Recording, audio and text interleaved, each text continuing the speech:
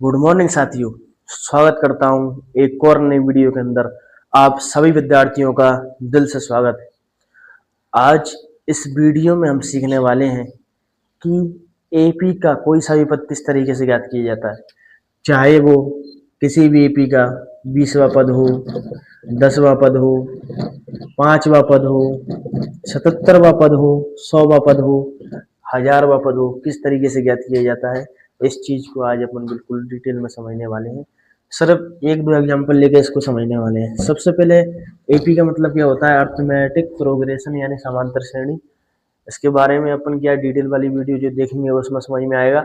अभी इस वीडियो में हम क्या कर रहे हैं, सिर्फ जो पद हमें निकालना है उस पद को निकालना सिखा रहे हैं। जो भी पद अपन निकालना है, मान लो 30वां पद निकालना है, 11वां पद निकालना है, 20वां पद निकालना है, 50वां पद निकालना है, जो भी पद आपको निकालना है उसको निकालना सिखा रहे हैं। ठीक है, तो इसमें हमें क्या करना है, देखो एक एपी सवाल दिया है, एक एपी है 10 7 4 डॉट डॉट डॉट का 30वां पद ज्ञात कीजिए। कौन सा पद भाई?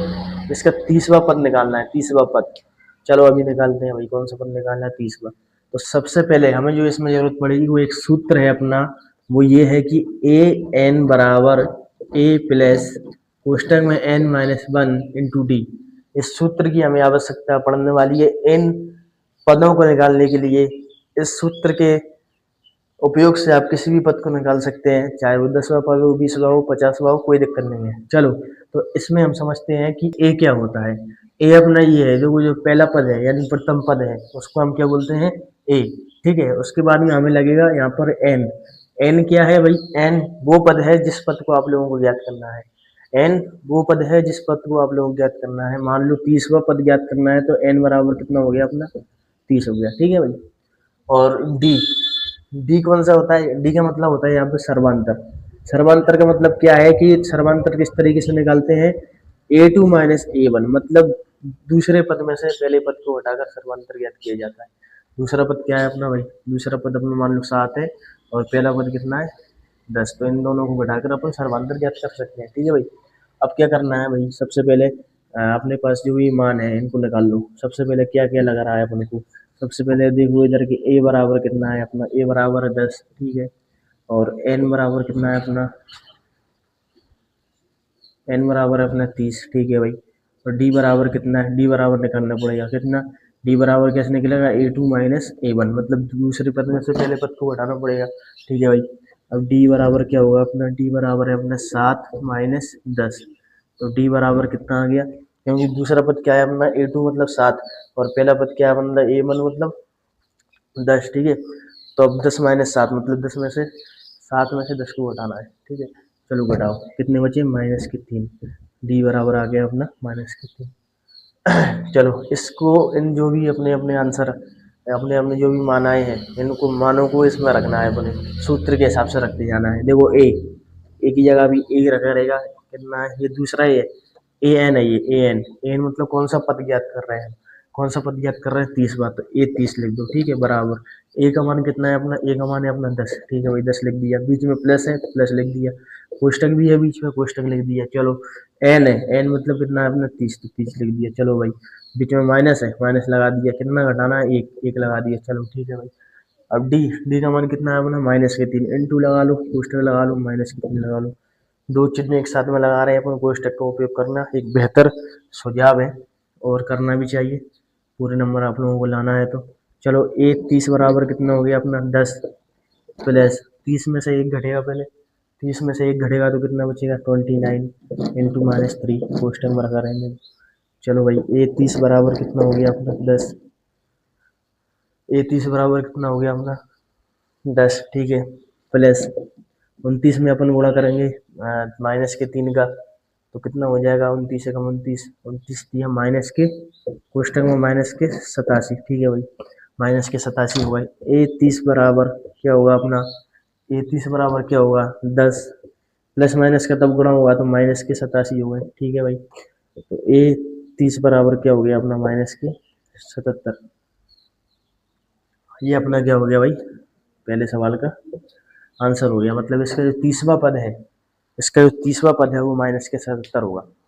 इसका 30वां पद कितना होगा? माइनस के 77। ये आ गया अपना निकल के। अब यार अब देखो इसी तरीके से अपन दूसरा सवाल करते हैं। दूसरा सवाल क्या कहता है अपना कि एक एपी है -3 -1/2, 2 का 11वां पद याद करना है अपन इसमें। अभी कौन सा किया था अपन ने, अभी किया था अपन ने 30वां पद, अब करना है अपन को 11 पद। ठीक है, 11वां पद किस तरीके से निकालेंगे, चलो यहाँ पर भी सूत्र लगाना है ए एन बराबर ए प्लस कोष्टक में n-1 इंटू डी। ठीक है, यहाँ से अपने सब चीज़ों के मान पता होना चाहिए, ए का मान कितना है, एन का मान कितना है, डी का मान कितना है। चलो भाई, ए का मान क्या होता है, ए का मतलब होता है प्रथम पद, मतलब जो शुरू में है, शुरू में कौन है -3, तो ए का मान निकल के आ गया यहाँ से -3। ठीक है भाई, अब एन, एन मतलब कितने पद निकालना है अपने, कौन सा पद निकालना है, 11वां पद। कहाँ तक है भाई, 11 तक, तो 11वां पद, 11 नंबर अपना क्या हो गया,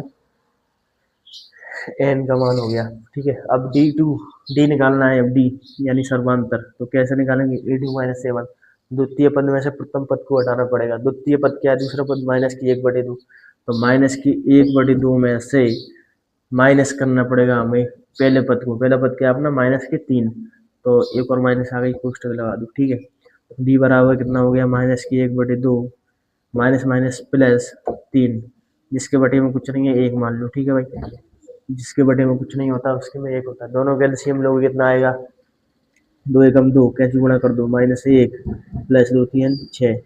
डी बराबर कितना आ गया अपना, 6 में से 1 गया तो 5/2।